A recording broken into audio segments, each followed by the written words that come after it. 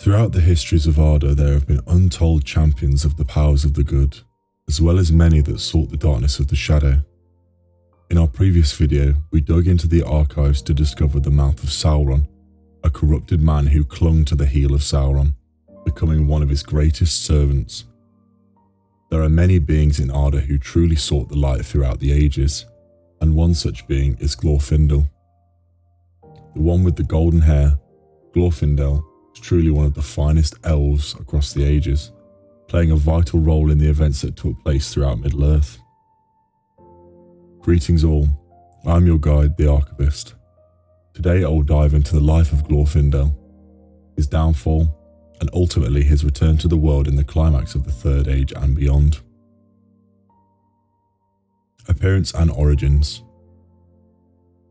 It was said that Glorfindel was tall and straight, his hair was of shining gold, his face fair and young and fearless and full of joy, his eyes were bright and clean, and his voice like music, on his brow set wisdom, and in his hand was strength. Glorfindel was one of the most famous and well-known elves across the ages, known for his golden hair which was often considered to look yellow. His strength of will and great physical strength would lead him to perform great acts across the ages in many of the great battles of the world. He was beloved among the elves of the Gondolin, and many wept when they witnessed his passing during the Battle of Cirith Ûrnaith. He led his house admirably during the fall, and was exceptionally loyal and dedicated to the protection of the king and also the people, having a great relationship with all those around him. His courage and sense of duty led him to sacrifice himself and much of his house in the defense of the refugees of this specific battle as they escaped, but it is said that he would have defended them even if there had been fugitives of any rank. This courage that he showed would also be displayed when he defended Frodo from the Nine Riders centuries upon centuries later. His character and sense of purpose and duty has always been a great boon for the forces of good, and he helped to shape the events for the better in many instances.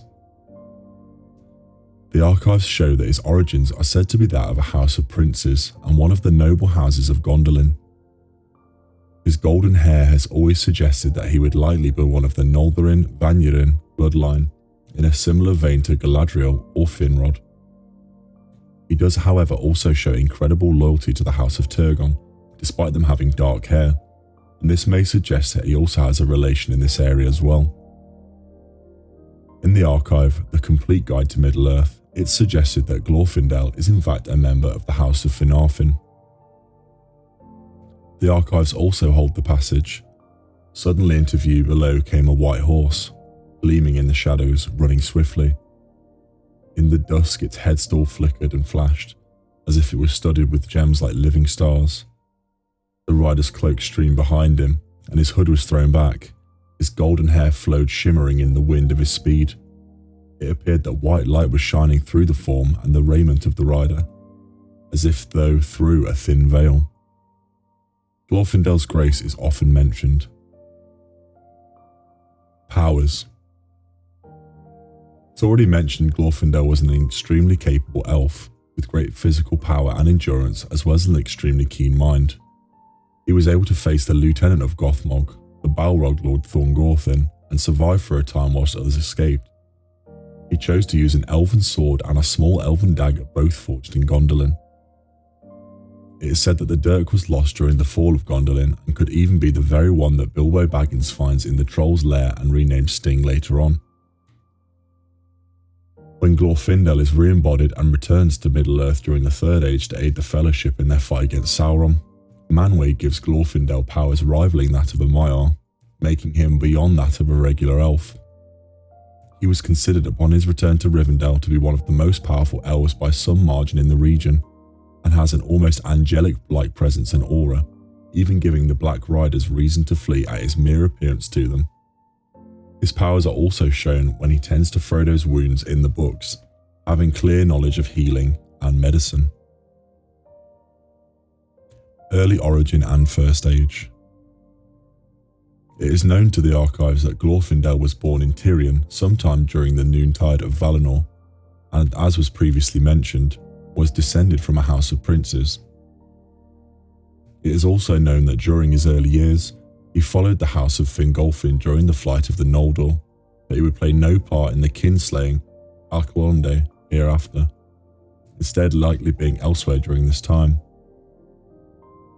Once in exile during the First Age, Glorfindel took part in the Battle of the Lammoth, being a part of the House of Fingolfin, and was part of the host of Turgon that assaulted Morgoth during the Dagor Aglareb. Likely because of his deeds following these campaigns and his exceptional battle prowess and spirit, once he followed Turgon back to Gondolin, he was appointed as the Lord of the House of the Golden Flower, one of the captains of the king himself, which was a huge honour. By this point it seemed he was already well loved by the people of the Gondolindrium for his deeds and his character, and this only confirmed to them of his prestige and raised his esteem further. Glorfindel was appointed to many important and dangerous tasks and missions by the King Turgon during this period, being heavily favoured by the king. He also fought in the Nerneath Adonadiad, being part of the honour god that protected the king during the retreat towards the Pass of Sirion after the huge defeat suffered by the elves. The Fall of Gondolin. When FA 510 came, the forces of Morgoth attacked Gondolin after Maeglin betrayed the location of the city to the Dark Lord. Glorfindel played a huge role in the collapse of the city, struggling with his followers to hold back the tide in the Great Market, planning an ambush, but instead being caught unawares themselves and attacked by a great fire drake. They cut their way out along with the help of the House of the Harp, and together they and the House of the Golden Flower regrouped at the square of the palace and held as long as they could. Once they arrived at the square and joined Tuor, along with Agelmoth and Ecthelion defending the square against the insurmountable odds.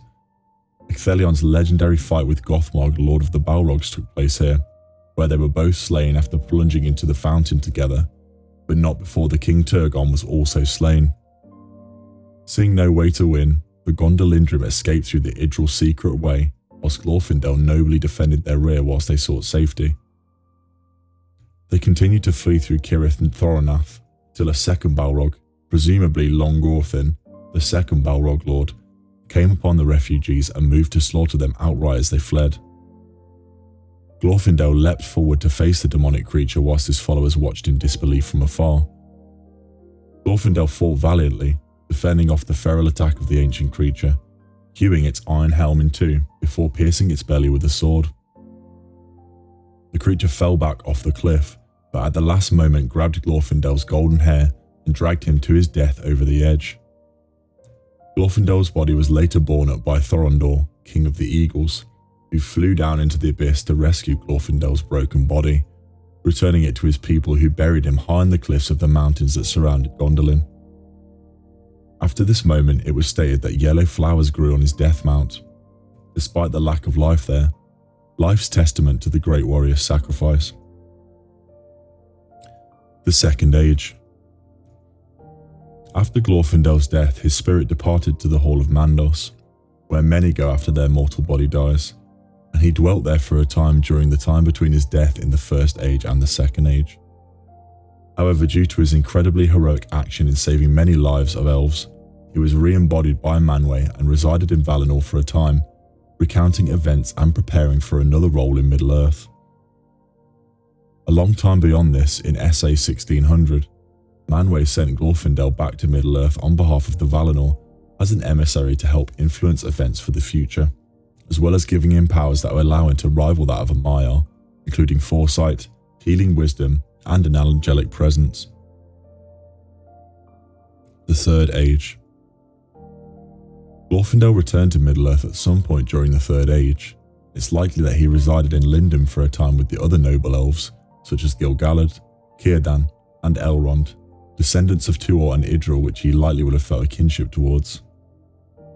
However, once the middle of the Third Age had come, he was residing in Rivendell along with Elrond and a few other key figures.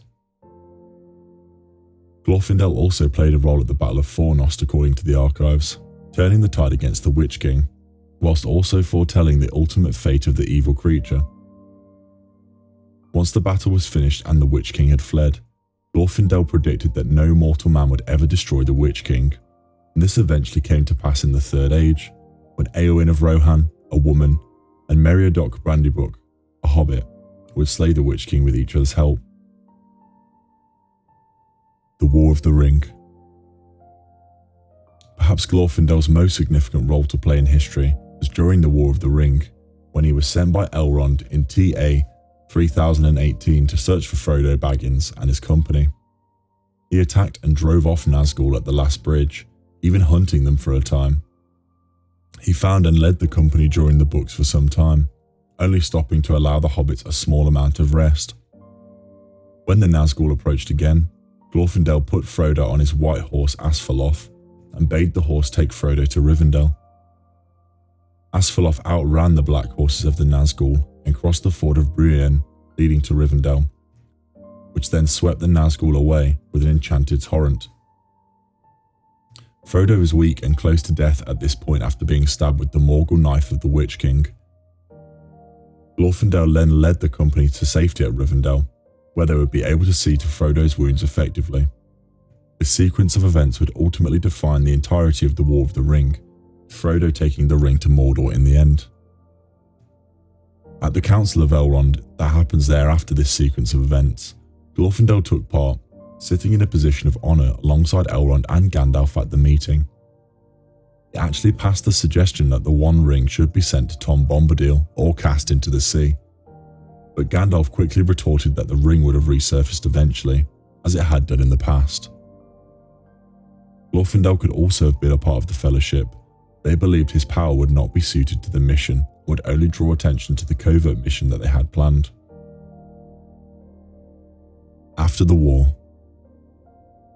Beyond the War of the Ring, there are not many entries of Glorfindel into the archives, but it's reasonable to assume that he eventually sailed to Valinor with the rest of his kin and lived in the Undying Lands for the rest of time.